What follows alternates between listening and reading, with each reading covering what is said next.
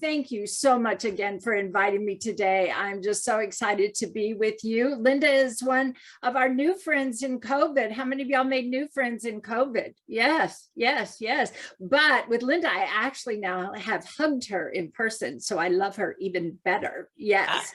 So today, what I want to talk about, think about this. I'm going to give you 12, but think about it like a pledge. When we do this in person, at the end, we read all of them and then we jump up and we say yes. So we're going to sit in our chairs, hopefully today, and say yes, that there'll be something here that maybe just missed you, you've just overlooked, and that one thing can help you with your sales and making it be what you really want it to be, what you deserve for it to be. The world needs you and your genius. I tell this story on myself all the time. Linda mentioned the field guide to sales. The night before it was supposed to go to the printer, the woman who was helping me put it all together, the next morning, 8 o'clock, I'm waiting for 8 o'clock to call her and say, no, don't hit send. Don't do that. I can't even believe I thought this. There's 30 million other people who wrote sales books.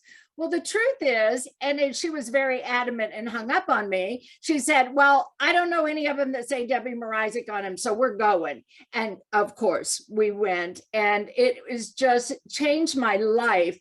And so, how you do it is great for you. And there's going to be wonderful customers that want to do business the way you want to, and you will be a match made in heaven. So let's start first. Our first one is, I am a salesperson. In our society specifically, this also often has a very negative connotation when we talk about being a salesperson.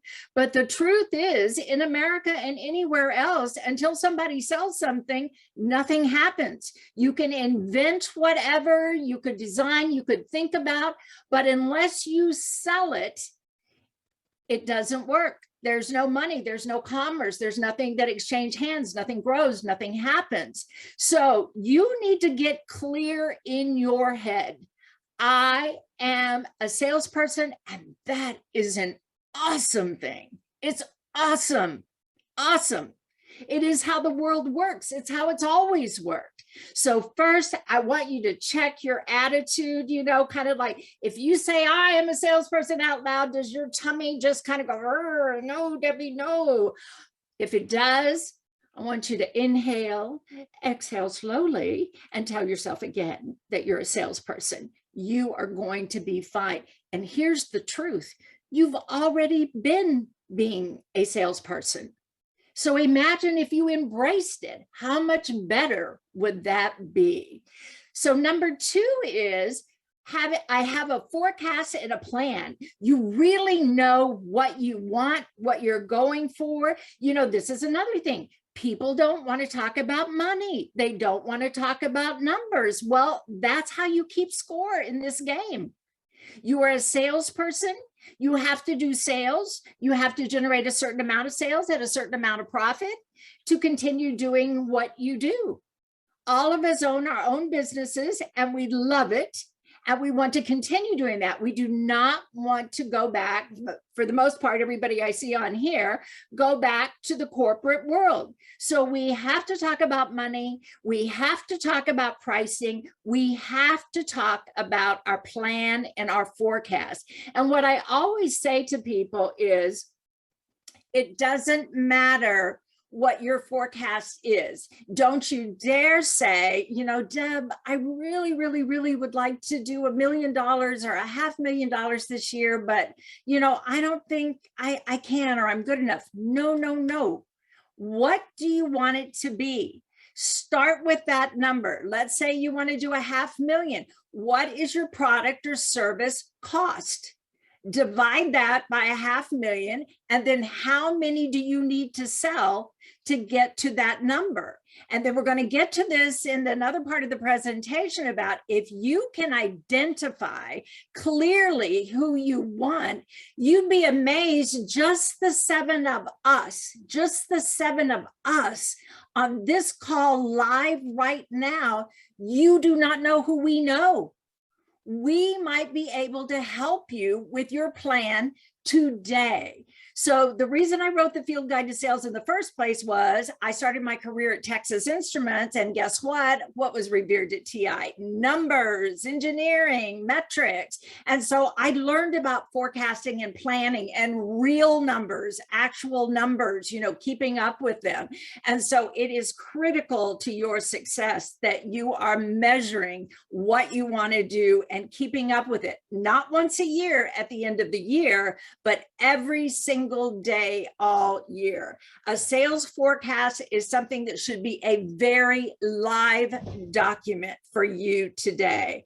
I have a client of mine, one of my very first ones, and we talked about this all those years ago, about when you have a forecast and then you need to borrow money or you want to sell your business, and you can actually present to somebody exactly what you have and these numbers. Well, on that day with that particular person, they're just like, okay, Deb, I hear you, but I don't know. Last week, he sold his company to Berkshire Hathaway. Yes, Warren Buffett, the man. Yes. He's kept up with it all these years. Is it a pain? Let me just agree with you right now and say it is a pain. But once you start doing it every day, it doesn't take very much time, and then it ceases to be a pain. So keep up with your plan, with your forecast, know where you're headed. And here's the other thing. Imagine from now on, if you figured out how many companies you needed, or you knew who the companies were, and you said to people, guess what? I only need 3 more clients this year to make my number. People love to be with winners. They love people that are trying to achieve success. Share it with everyone you know. What is your plan? We want to know. Our third one is I have an excellent product and service. What I have found sometimes, people sell some things because they can sell them, but they don't really care about them. And I think this is one of the hardest things in sales, is when you try to sell something that you don't really care about. Whereas when you care about it and other people get that, even if they don't completely understand what you do, they understand enough to tell somebody else about you and go, oh my gosh, she just loves it. You will love her. That is powerful. So think about, how do you think about your product? Do you love it, or your service? Do you love it? I mean, do you eat, drink, and sleep it every day? I hope you do, because other people will love it too. And then the next is, I have suspects, I have prospects, I have customers. Yes, you do. So who are your customers? When we talked about having a plan and your numbers, you need to know who your customers are. You need to know who your prospects are. You need to know who your suspects are. I just had this happen 2 weeks ago, and Linda was actually at this event, although I did not see her that morning. I can't imagine. It was a big enough group of people. You miss people. Can you imagine that? So anyway, after the meeting was over, say there's 75 people there, and there was a woman who had stood up and introduced herself as a guest. And we recognize them, we're glad they're there. But when the meeting was over, other people in the group had not seen each other for 18 months. And I tell you, if you had been a mouse, it looked like a love fest. And so you know how when you really know somebody and you go in the room and you go, oh my God, you're here. Well, I see this woman approaching the speaker, but other people were all over her and they knew her. And so while she was waiting, I stepped up. I said, I'm Debbie Mrazek. Who are you? She said what she was. And I said, this is an extremely powerful group of people in this room. I've been with them for 30 years. Who do you want to know? What do you do? Tell me exactly who you're looking for. This woman says, and she did not miss a beat, she was a lawyer, and she said, I need to meet people who own small airplanes, like they have their own airplane they fly, because she does cybersecurity law, and there are issues for small planes. I turn around, I look for this gentleman who had been there at the meeting, and I said, you're not going to believe this, but my guy here just came back from a meeting with 100,000 people who have small planes. I thought she was going to faint.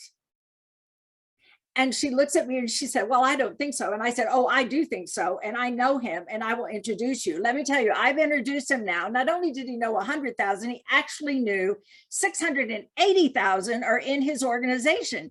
Can you imagine being so clear about who your prospects are, your suspects are, your customers are, that other people could readily acknowledge and understand and say, oh my gosh, you need to know my friend Mary. She knows 100,000 of those. And obviously this attorney does not need 100,000 clients to make her business good. But out of the 680,000 he really knows, then that will make her business exceptional. One introduction, one referral, absolutely targeted. This has never happened in my career where this has been this dramatic. So if any of you know me and ever hear me speak again, I'm going to be speaking about these two people for a long time. So know your suspects, know your prospects, know your customers. Tell all of us who you want. You've got a list of them, send them to me. Yeah, and here's the deal. A lot of times we say, oh, but Deb, you know, we're not in Dallas. You know what? Guess what? Big surprise. I know people all over the world. So who you're looking for, you have no idea. I might know them. So please tell me, share with me. Okay, so number 5.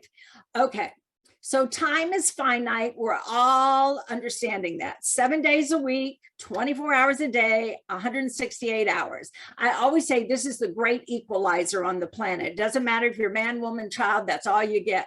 So what are you doing with yours? I contend in sales, you need to be very, very certain about what you're doing with your time. Nobody can tell you this. So you need to figure it out for yourself. So I tell the story on myself. When I did it the first time, I'd spent 20 hours a week doing work that I could have paid somebody $15 an hour to do, and I could afford to pay them. Can you imagine if I had spent those hours on the phone prospecting with people that I had identified and done that versus doing this? It's ridiculous. So know what you're doing with your time. If your sales numbers are not what you want them to be, take a step back. You know how when people run track, they take a step back and then they take off? Well, sometimes taking a step back and looking at what you're doing with your time can help you then excel to go even more quickly going forward when you delegate those things or decide perhaps they're not even important to be done anyway. So I have 168 hours. Next, I have a team. Who is your team today? I am a one-person company, but I have people that help me with my accounting, my bookkeeping, my legal things, my administrative things, everything. They are my team and also I have done the 168-hour exercise and so have corrected those things that I wasn't doing right. So I have a team of people and they support me. I do not do business with people just because, you know, they can do accounting. No, no, no, no, no. I need to love you. I need to trust you. My accountant, if you called him right now, he would tell you the same. I love her and trust her, and she helps me with my business, and I would tell you the same about him. I don't have people come and work in my home that don't love what they do, whether it's my housekeeper, administrative, you know, the kid next door helping me clean out the garage. No, we hire people who love what they do, and we love them and they love us. That is our team. So identify who is your team. Number 7, I am enthusiastic and positive. I am. It is genuine. I have been accused more than once over the years that it's an act. I promise you it's not. Now, do I have time to recharge and be still and be quiet? Of course I do. You know, like Saturday, pajamas all day. You know, I just have to get away. But I genuinely am positive and enthusiastic. Years ago, I was selling printed circuit boards, and John Dunning owned the Zycon Corporation that I worked for. And we had sales meetings every year, and lovely. They had them in Carmel, California. Oh, it was great. Well, he was a character deluxe and over all of sales. And one morning, and this is also a man that should have been a Marine, he was just always prompt, always on, you know, for him, you did not want to be late getting into your seat. You wanted to be seated, be prepared and ready for him, because he was just brilliant and you never knew what was going to come out. But this morning, he wasn't in there. Now, we were all seated and ready, going kind of twittering amongst ourselves, like, I wonder where he is and all of a sudden you hear from the hallway, act enthusiastic and you'll be enthusiastic. Act enthusiastic and you'll be. And he paraded up the middle of the room to the podium and then went, good morning. And we all just howled. And he said, you know, because at that time, not everything about business was great. He said, but what we did have control of was this between our ears, our attitude, our mindset. So act enthusiastic, be positive. It doesn't cost you any, well, that's not true. It can cost you everything if you're like, we've been through COVID, you know, the last 18 months. And if you've just been saying it's terrible, it's terrible, it's terrible, it's terrible, well, it is terrible. But it can make you everything and make all the difference in the world. So if you're not feeling it, I give you permission to be Elizabeth Taylor for the next month. Act enthusiastic, be positive, see where that gets you.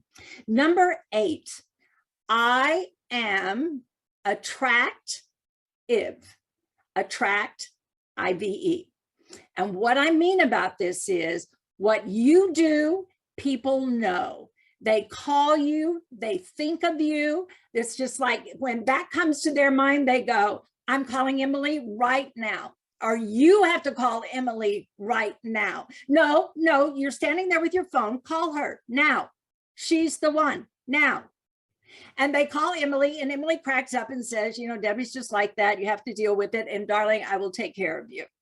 Yes, because she's attractive. She's made herself known what she does, and she's excellent at it, and she loves it. And she's shared with us, she's growing her business. So I know this would be great to send her somebody else, even though we're in the 4th quarter, she's got time. She's still growing. She wants it. She's let us know. She is attractive. Many of you, excuse me, may know what I call the rule of 250. Each of us, and especially the 9 on this call, we know at least 250 people. Write them down. You all know many more than 250. But if you know 250, let me assure you, those 250 know 250. Do the math. So how many dollars do you want to make this year? How many customers do you need to make it? Are you attractive? Have you let your whole 250, everybody know what you're doing so that they automatically think of you? This can be so powerful.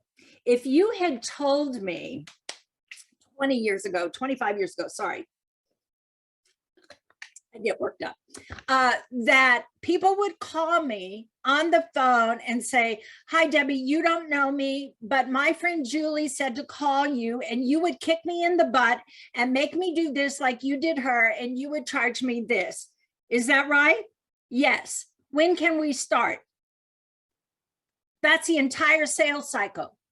Somebody else knew what I did, understood it, and sent them to me. I was attracting them, not by what I'd done that day or done yesterday, but what I do every day. Be consistent, be attractive. None of us know everybody that everybody else knows. And so that's why you put it out there. You just don't know. And I've done this in audiences with 2,000 people too, and said, is anybody brave enough to stand up and say who you've been wanting to meet? And there's always one, and they do. And then I ask the entire audience, does anybody know Mary Smith? And somebody does. These two people don't know each other. It's not planned out in advance, and they're just blown away. And so I say to her, would you be willing to introduce Mary Smith to this new stranger you're going to know today? And they say yes. And there you go.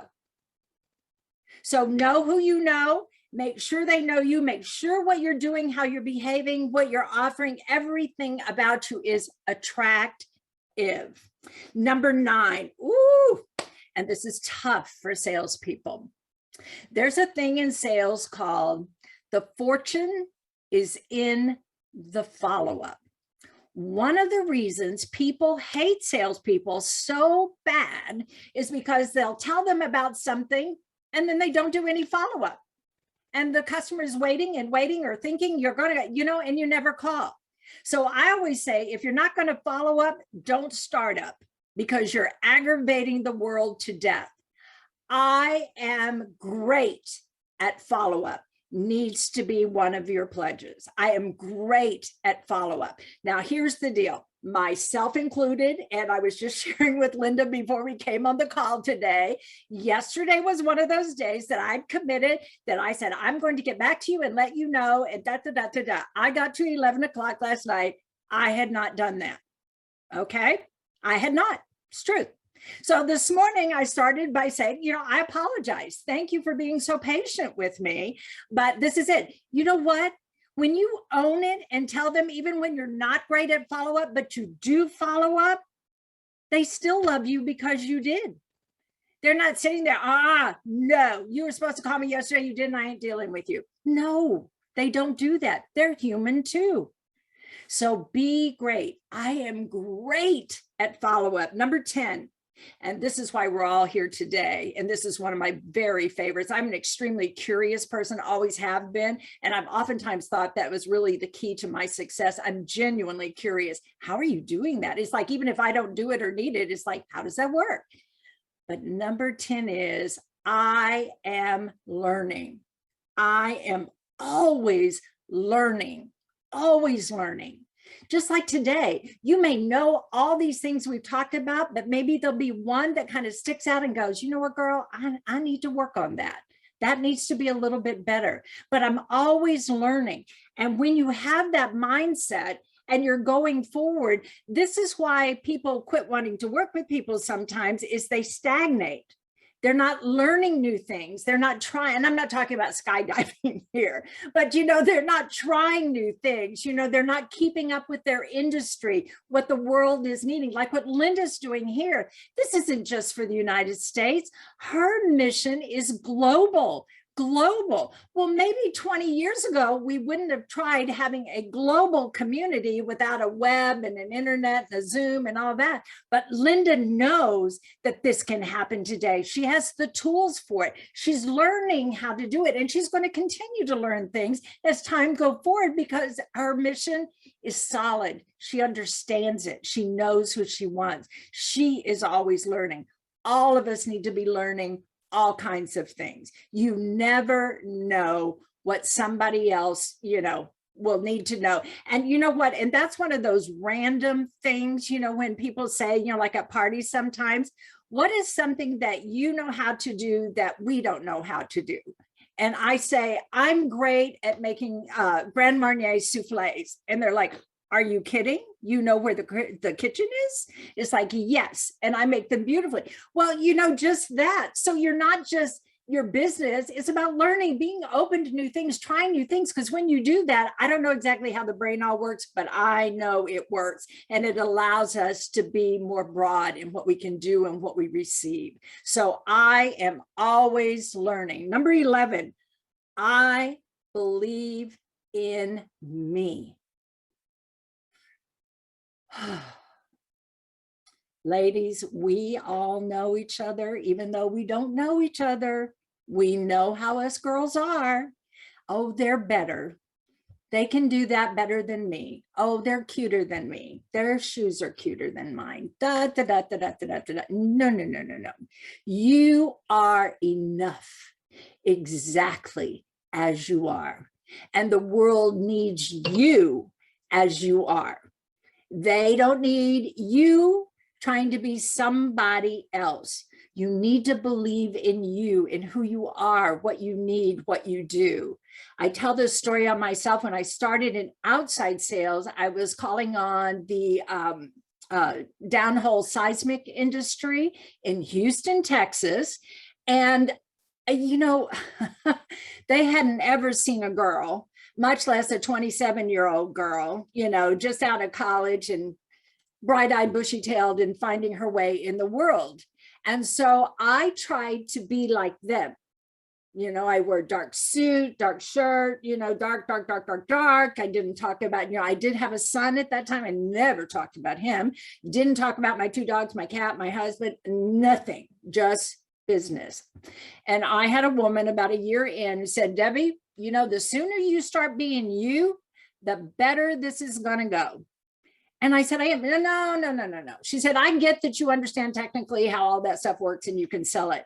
But when you start being you and they can really see who you are, she was talking to me all those years ago about attracting people to who I am. She said, but if you don't believe in you first, then they're not going to believe in you. So number 11, I believe in me. Each and every one of you need to believe in you. Number 12, and I know this may be hard, but number 12 is I love sales. I know, Emily, I see you. She's so cute. She's just going, I do not. But if we can't convince ourselves that we love sales, then what does sales give to us if we do it? It gives it a different lifestyle than being in the corporate world. It gives us freedom. It gives us different kinds of freedom, not just work freedom, but maybe freedom to be with our family more because we're working out of our home instead of driving to an office every day. Now the whole world's doing that, but you know, for us, it gives us freedom. I used to say, you know, I looked ridiculous, but I would show up at my son's baseball games and practice every day in my suit. But my job allowed me the freedom to be able to be with him, to be the cupcake mom, you know, for Valentine's Day, you know, those kinds of things. So I love sales. Yes, I do love the dollars. I love having a home. I love having food on my table. I love having a car that I can put gas in. And that sales brings me. But what else does it bring you? If you can reframe how you think about sales and what it really is to you, then you might find that you definitely love sales. So you get in a tight spot, a difficult situation, and you're just like, oh, I don't like this. And you're thinking about, you know what, but if I do this, I can take my 2 beautiful little grandchildren to Disney World in the spring during their break. And it's like, I got it. I'm doing it. I love sales. I'm going forward. So I love sales. So let's recap. Number 1, I am a salesperson. Number 2, I have a forecast and a plan. Number 3, I have an excellent product and service. Number 4, I have suspects, prospects, customers. Number 5, I have 168 hours in the week and I know what I'm doing with them. Number 6, I have a team. Number 7, I am enthusiastic and positive. Number 8, I am attractive. And number 9, I am great at follow-up. Number 10, I am always learning. Number 11, I believe in me. And number 12, I love sales. I love you all. Thank you for having me. Debbie, that was, as always, incredible. I had the pleasure of being able to interview Debbie on our podcast, which has not been released yet. But I tell you, I got a little snippet, a little preview of her wisdom, her insight, her perspective, and was just wowed, was on cloud 9 for the entire next week after interviewing Debbie. And today I feel like I have that same jolt of energy and optimism and positivity. So Debbie, I want to thank you for so generously sharing your expertise and sharing your knowledge and your wisdom. We have a few minutes, so I want to open it up to questions that these ladies may have. Kim, Debbie, Lyra, anyone, everyone, please feel free to come off mute, and you are welcome to either raise your hand and we'll get you, ask questions in the chat and I'll read them out, or simply come off mute and ask. Elin, Mary Beth, Cheryl, anyone that has questions would love for you to come off mute and ask. or simply add them into the chat and we're happy to read them. So Debbie, one of the questions I have while the ladies are thinking about it has to do with mindset. If you feel as though, you're under extraordinary pressure, you've fallen behind on your goals, your revenue goals for the year, and you feel a lot of pressure, a lot of stress around having to make up for lost time, having to make up for lost revenue, and you just really are feeling the stress and the pressure of not quite being where you anticipated at this point in the year because we only have a quarter left, what would you recommend to reset and reframe that opportunity that you have in the last quarter, even though you may be behind in terms of revenue goals for the year? Absolutely. So if none of you have children under the age of 7, you may not know the Frozen movie, but there's a song like, let it go, let it go. It's honestly, you have to let that go. That is the truth. And I get that. We're behind. We're not where we thought we'd be. We don't have enough. That is all truth. But it gets back to, and like I said, if you have to be Elizabeth Taylor to do it, I am giving you permission. But you have to act differently. You have to think differently. And it is hard. But you get up in the morning, you say, I'm going to be happy today. I'm going to do this. It's going to be great. I don't care what you have to tell yourself, but tell yourself that and get up and keep doing it, because what so many people do, Linda, is they stop. They quit taking any action. And the truth is, even though they don't feel so great and it's not genuine yet, if they just took a little action and something happens, then that makes them feel better. And if they take a little more, so like not the whole elephant, but just his trunk, just an ear, that kind of thing, and take action, stay in action. So at the end of the year, maybe you don't make it to that magic number you defined, but you're a whole lot closer to it than you thought you were going to be in October when you thought you were going to give up. So never, ever, ever give up. Never.